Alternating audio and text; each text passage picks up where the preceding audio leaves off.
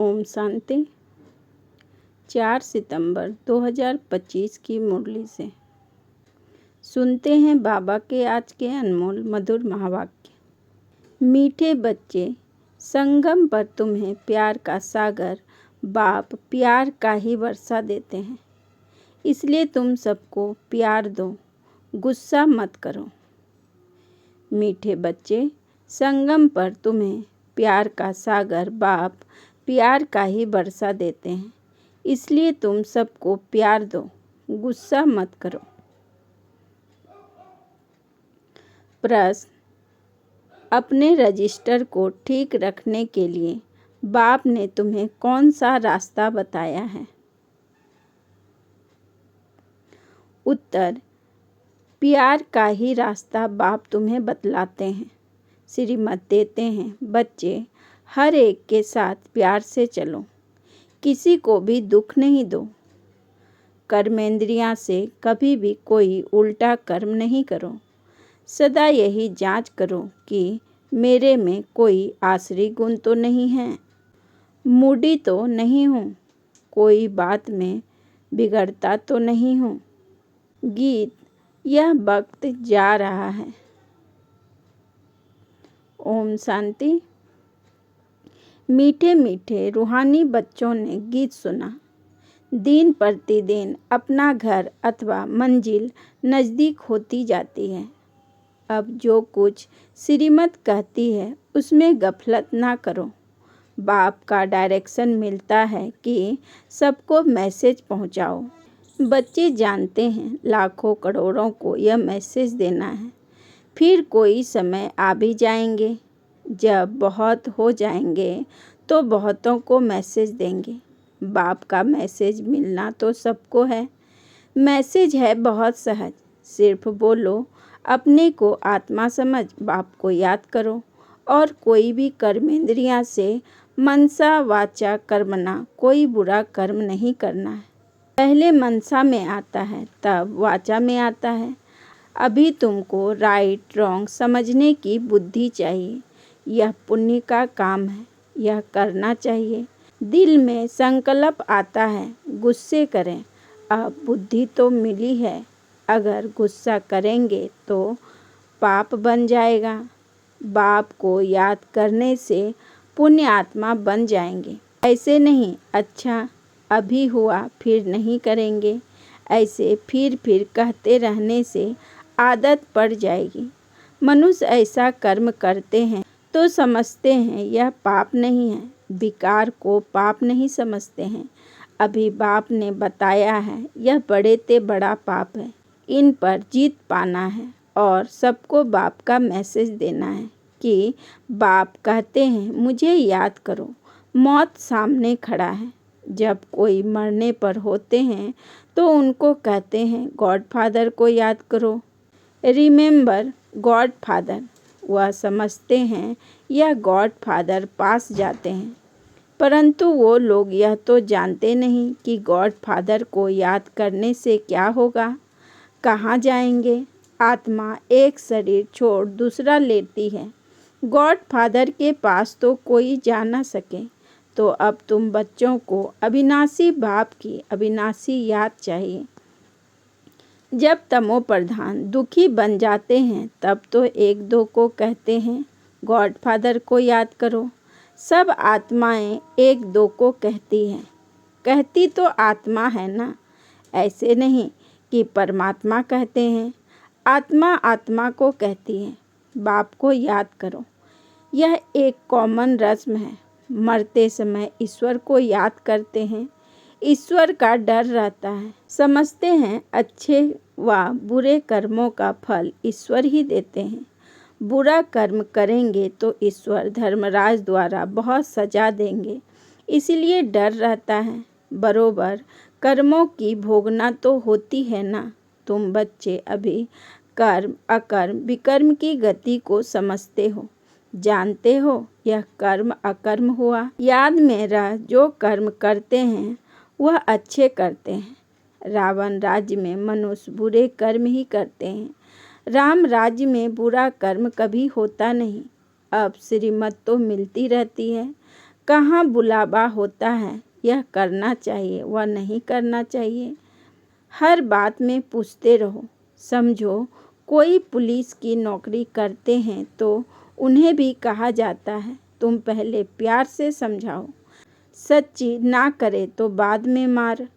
प्यार से समझाने से हाथ आ सकते हैं, परंतु उस प्यार में भी योग बल भरा होगा तो उस प्यार की ताकत से कोई को भी समझाने से समझेंगे। यह तो जैसे ईश्वर समझाते हैं। तुम ईश्वर के बच्चे योगी हो ना, तुम्हारे में भी ईश्वरीय ताकत है। ईश्वर प्यार का सागर है, उनमें ताकत है ना, सबको वर्षा देते हैं। तुम जानते हो स्वर्ग में प्यार बहुत होता है। अभी तुम प्यार का पूरा वर्षा ले रहे हो।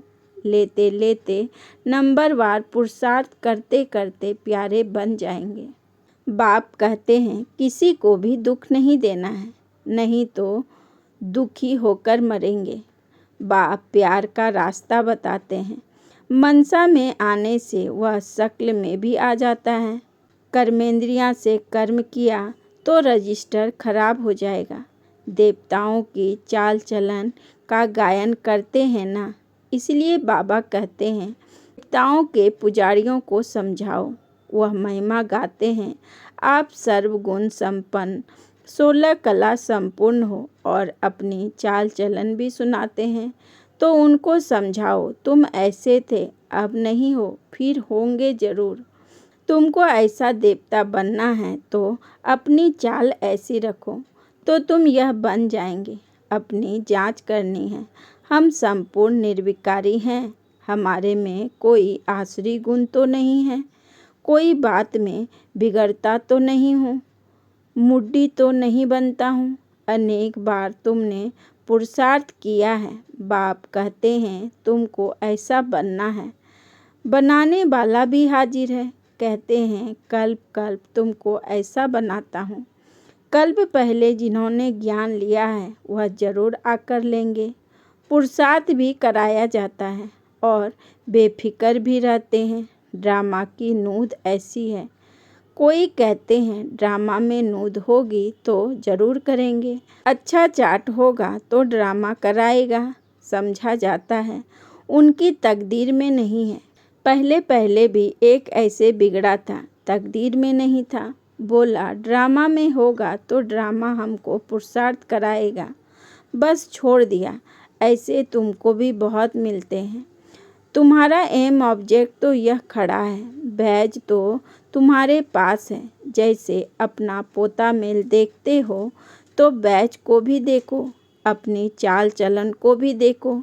कभी भी क्रिमिनल आंखें ना हो, मुख से कोई इविल बातें ना निकले। इविल बोलने वाला ही नहीं होगा तो कान सुनेगा कैसे। सतयुग में सब दैवी गुण वाले होते हैं, इविल कोई बात नहीं। इन्होंने भी प्रारब्ध बाप द्वारा ही पाई है। यह तो सबको बोलो, बाप को याद करो तो विकर्म विनाश हो जाएंगे। इसमें नुकसान की कोई बात नहीं है। संस्कार आत्मा ले जाती है। सन्यासी होगा तो फिर सन्यास धर्म में आ जाएंगे।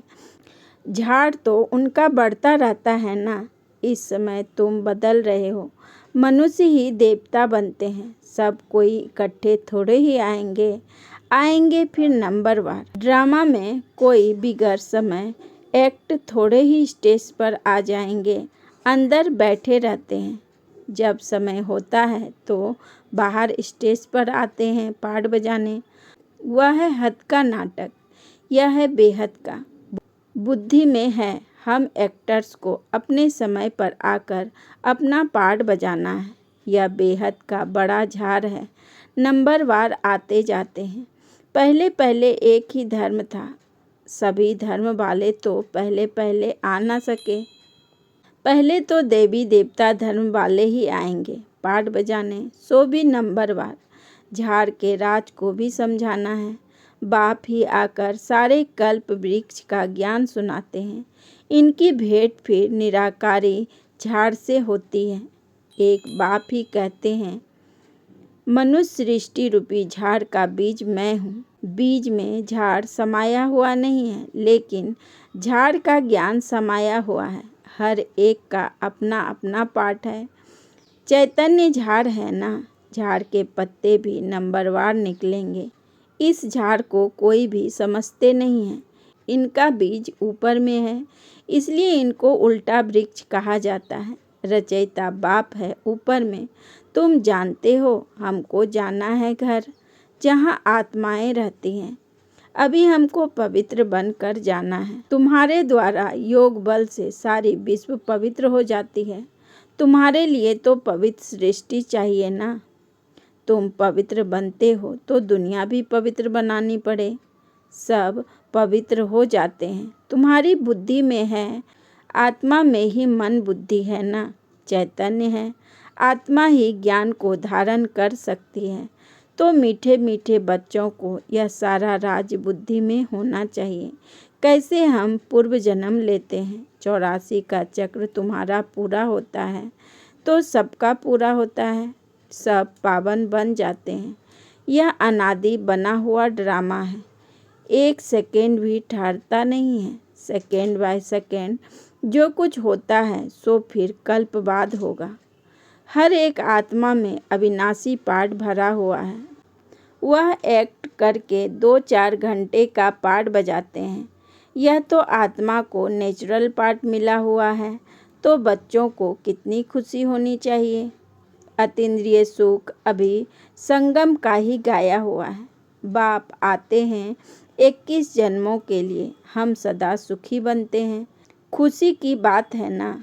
जो अच्छी रीति समझते और समझाते हैं वह सर्विस पर लगे रहते हैं। कोई बच्चे खुद ही अगर क्रोधी है तो दूसरे में भी प्रवेशता हो जाती है। ताली 2 हाथ से बजती है। वहाँ ऐसे नहीं होता। यहाँ तुम बच्चों को शिक्षा मिलती है। कोई क्रोध करे तो तुम उन पर फूल चढ़ाओ, प्यार से समझाओ। यह भी एक भूत है, बहुत नुकसान कर देते हैं।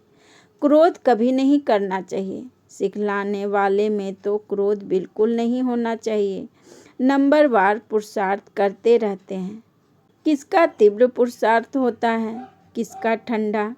ठंडे पुरुषार्थ वाले जरूर अपनी बदनामी करेंगे। कोई में क्रोध है तो जहाँ जाते हैं वहाँ से निकाल देते हैं। कोई भी बदचलन वाले रह नहीं सकते। इम्तिहान जब पूरा होगा तो सबको पता पड़ेगा कौन कौन क्या बनते हैं। सब साक्षात्कार होगा। जो जैसा काम करते हैं उनकी ऐसी महिमा होती है। तुम बच्चे ड्रामा के आदि मध्य अंत को जानते हो। तुम सब अंतर्यामी हो। आत्मा अंदर में जानती है यह सृष्टि चक्र कैसे फिरता है। सारे सृष्टि के मनुष्य की चाल चलन का, सब धर्मों का तुम्हें ज्ञान है। उनको कहा जाएगा अंतर्यामी। आत्मा को सब मालूम पड़ गया। ऐसे नहीं, भगवान घट घट बासी है। उनको जानने की क्या दरकार है। वो तो अभी भी कहते हैं जो जैसा पुरुषार्थ करेंगे ऐसा फल पाएंगे। मुझे जानने की क्या दरकार है। जो करता है उनकी सजा भी खुद पाएंगे। ऐसी चलन चलेंगे तो अधम गति को पाएंगे। पद बहुत कम हो जाएगा। उस स्कूल में तो नापास हो जाते हैं तो फिर दूसरे बस पढ़ते हैं। यह पढ़ाई तो होती है कल्प कल्पांतर के लिए। अब ना पढ़े तो कल्प कल्पांतर नहीं पढ़ेंगे। ईश्वरीय लॉटरी तो पूरी लेनी चाहिए ना। यह बातें तुम बच्चे समझ सकते हो। जब भारत सुख धाम होगा तब बाकी सब शांति धाम में होंगे। बच्चों को खुशी होनी चाहिए। अब हमारे सुख के दिन आते हैं। दीपमाला के दिन नज़दीक होते हैं तो कहते हैं ना, बाकी इतने दिन हैं फिर नए कपड़े पहनेंगे। तुम भी कहते हो स्वर्ग आ रहा है। हम अपना श्रृंगार करें तो फिर स्वर्ग में अच्छा सुख पाएंगे। साहूकार को तो साहूकारी का नशा रहता है। मनुष्य बिल्कुल घोर नींद में है। फिर अचानक पता पड़ेगा यह तो सच कहते थे। सच को तब समझेंगे जब सच का संग होगा। तुम अभी सच के संग में हो। तुम सत्य बनते हो सत्य बाप द्वारा, वह सब असत्य बनते हैं असत्य द्वारा। अभी कॉन्ट्रास्ट भी छपा रहे हैं कि भगवान क्या कहते हैं और मनुष्य क्या कहते हैं। मैगजीन में भी डाल सकते हो। आखिरी विजय तो तुम्हारी ही है। जिन्होंने कल्प पहले पद पाया है वह जरूर पाएंगे, यह सर्टेन है। वहाँ अकाले मृत्यु होता नहीं, आयु भी बड़ी होती है। जब पवित्रता थी तो बड़ी आयु थी। पतित पावन परमात्मा बाप है तो जरूर उसने ही पावन बनाया होगा। श्री कृष्ण की बात सोपती नहीं, उनको कुदरत कहा जाता है। मनुष्य सुनकर वंडर खाएंगे, परंतु पहले तो यह पैगाम देना है कि बाप को याद करो। वही पतित पावन है, सर्व का सद्गति दाता है। सतयुग में दुख की बात होती नहीं, कलयुग में तो कितना दुख है, परंतु यह बातें समझने वाले नंबरवार हैं। बाप तो रोज समझाते रहते हैं।